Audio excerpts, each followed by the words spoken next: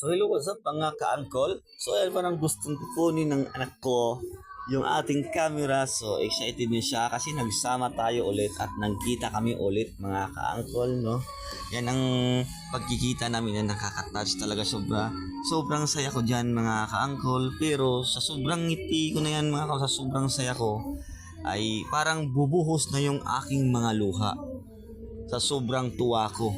Pero pinipigilan ko lang mga ka-uncle kasi nga sa ilang buwan na hindi kami nagkita ng anak ko ay nagkita kami ulit. At ito na nga yung pagkikita namin na to. At sobrang saya ko talaga mga ka-uncle. At syempre sana suportahan nyo ako mga ka-uncle. Para sa anak ko naman to yung pag-vlog ko.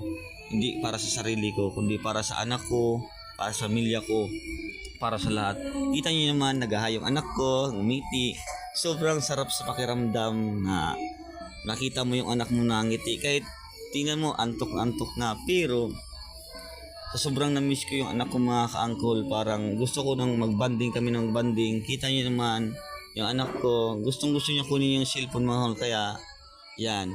Pinakita ko siya kung sino yung nasa picture. Tinuturo yung sarili niya. Siya daw, ako, papa niya. Yun mga ka-uncle.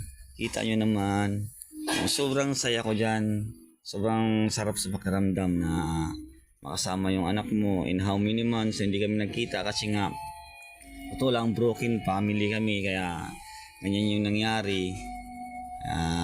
Pumunta ako dyan. Unexpected na pagpunta ko kasi nga hindi ko naman alam na andyan sila kaya pinuntahan ko lang kasi nagchat sa akin yung lolo niya na andyan nga sila sa kumari namin kaya pinuntahan ko agad.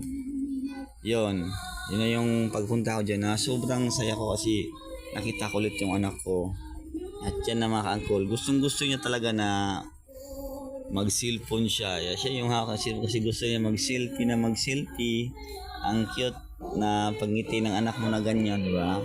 So, shout out sa inyo mga ka-uncle. Sana suportahan niya ako ay sa simpleng pag-like, share and subscribe sa video na to. So ayun mga ka-uncle, sana nag-enjoy kayo sa video na to.